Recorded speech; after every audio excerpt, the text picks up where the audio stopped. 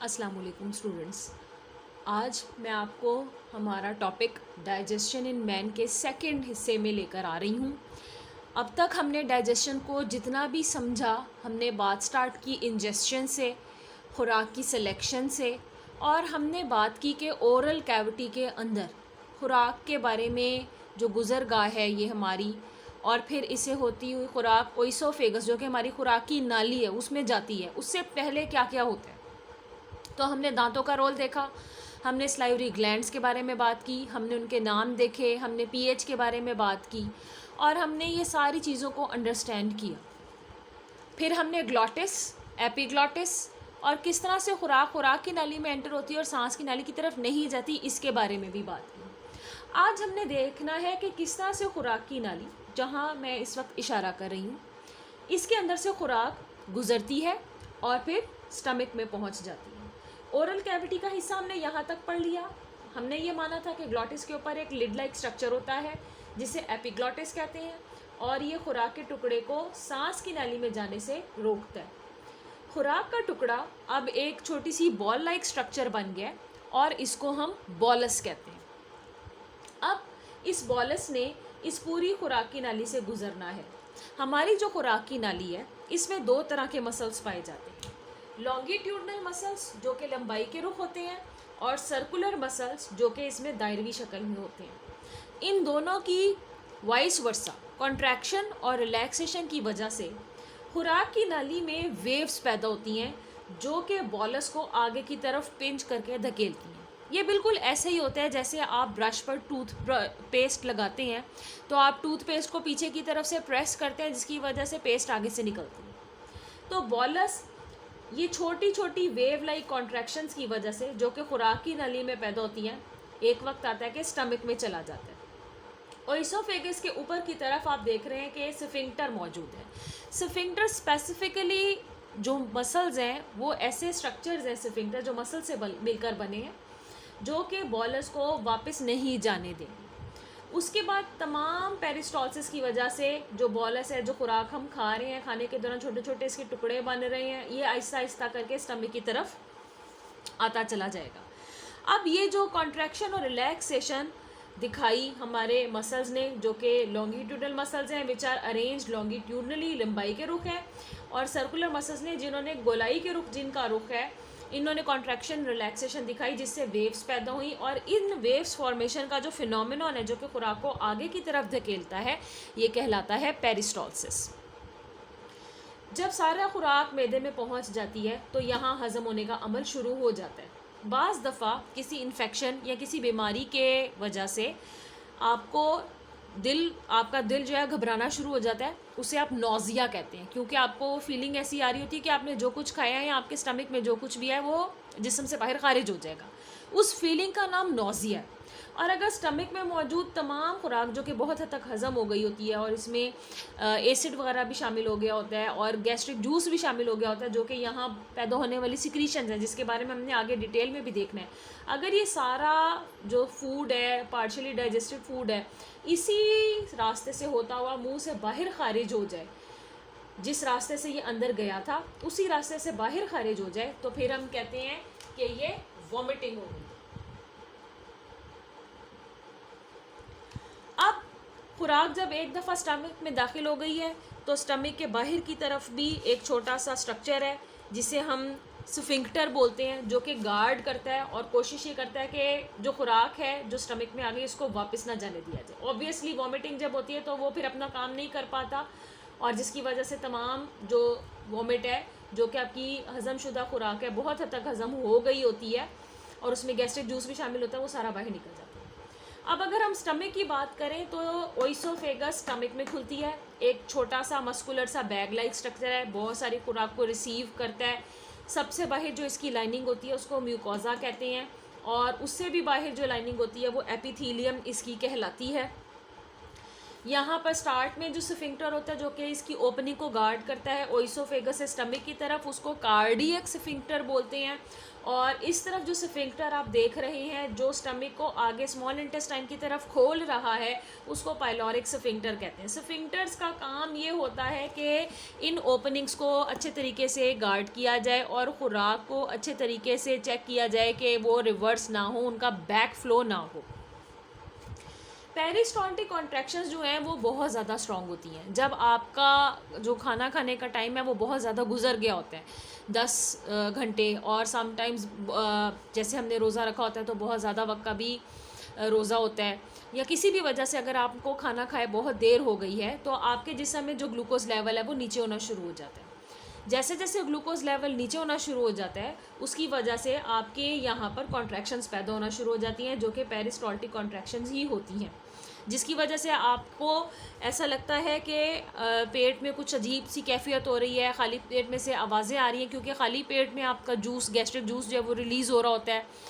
और ये सारी बातें जो हैं कहलाती हैं हंगर पैंग्स। तो हंगर पैंग्स शदीद जो भूख का आपको फीलिंग आती है उसको कहते हैं। अब यहाँ पर इम्पॉर्टेंट कुछ ऐसी बातें हैं जिनको हमारा डिस्कस करना बहुत ज़रूरी है।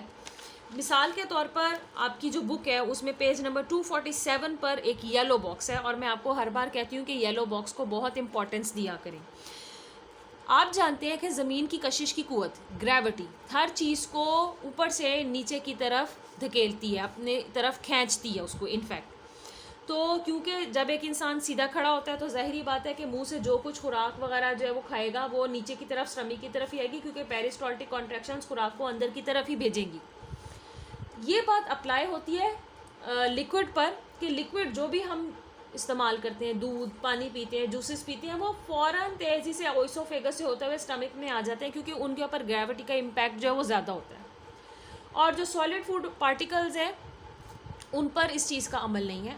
अब यहाँ आपकी बुक में यही बात एक्सप्लेन की गई है कि अगर एक इंसान हेड स्टैंड यानी सर के बल खड़ा हो जाए तब भी उसकी जो पेरिस्टॉल्टिक कॉन्ट्रैक्शंस हैं वो इतनी स्ट्रॉन्ग होंगी कि अगर वो सर के बल भी खड़ा हो जाए, यानी सर नीचे है और बाकी का जिस्म ऊपर है, पाँव ऊपर की तरफ है, तब भी अगर उसको कुछ खाने को दिया जाए और वो उसको निगलेगा तो खुराक की नाली में हमेशा खुराक के टुकड़े मैदे की तरफ ही जाएंगे और उसका ग्रेविटी से कोई इम्पैक्ट नहीं होगा। अब यहाँ आगे की बात करना ज़रूरी है कि स्टमक एक बड़ा ही इम्पॉर्टेंट ऑर्गन है और यहाँ पर बहुत स्पेसिफिक स्ट्रक्चर्स रिलीज़ होते हैं जो कि खुराक को हज़म करने में मदद देते हैं। अगर हम स्टमक की छोटी सी लाइनिंग को कट करके बड़ा करके देखें तो इसमें आपको छोटे छोटे स्ट्रक्चर्स नज़र आते हैं जिन्हें हम गैस्ट्रिक पिट्स कहते हैं।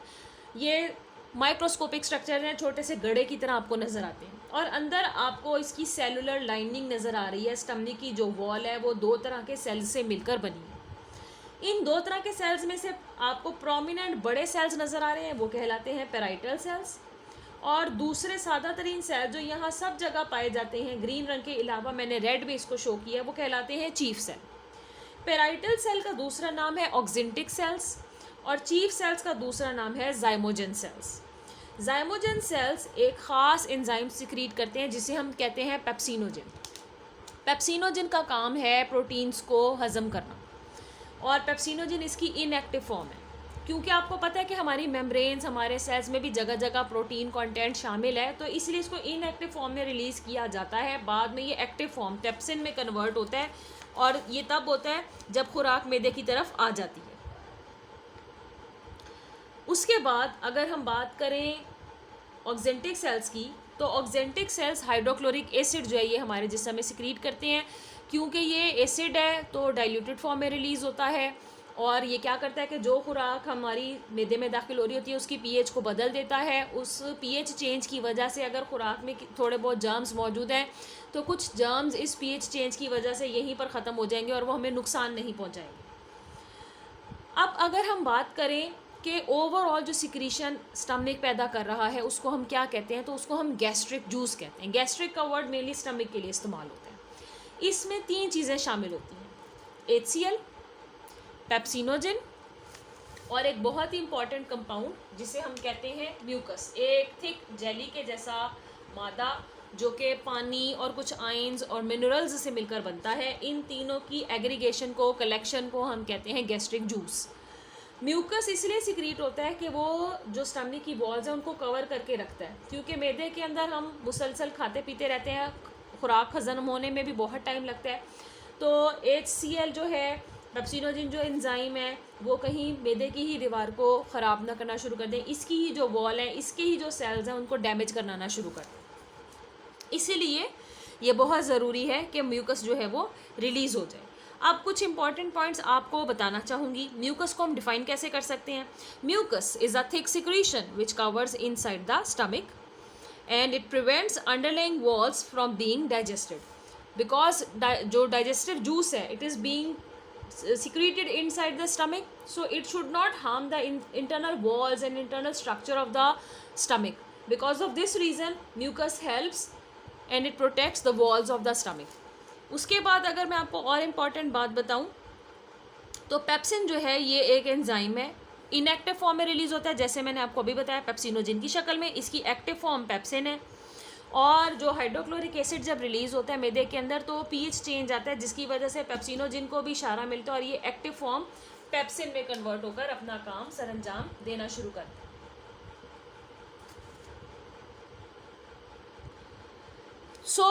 पेप्सिन का काम क्या है? पेप्सिन का काम ये है कि ये बड़ी बड़ी प्रोटीन कंटेंट जो हम खुराक के थ्रू खाते हैं उनको छोटे प्रोटीन स्ट्रक्चर्स, पेप्टॉन्स, या जिन चेन्स से मिलकर प्रोटीन बनती है पॉलीपेप्टाइड चेन्स, उनमें कन्वर्ट कर देता है।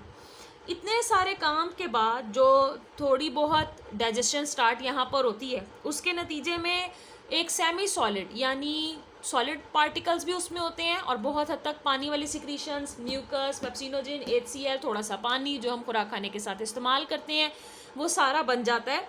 और उस पूरे सेमी सॉलिड मैस को, जिसमें गैस्ट्रिक जूस भी शामिल होता है विद ऑल दीज 3 थिंग्स, जो कि मैदे में पाया जाता है, उसे हम कहते हैं काइम। यही वो काइम होता है कि जब यहाँ पर इन्फेक्शन हो या कोई बीमारी की वजह से आपको नौजिया फील हो रहा हो, तो इस पूरे काइम को जिस रास्ते से हमने खुराक खाई थी उसी रास्ते से जिस्म से बाहर निकाल देता है, जिसे हम कहते हैं वॉमिटिंग। तो आज हमने स्टमक का रोल पढ़ा। अब इंशाल्लाह ताला अगले लेक्चर में हम स्मॉल इंटेस्टाइन और लार्ज इंटेस्टाइन का रोल पढ़ेंगे।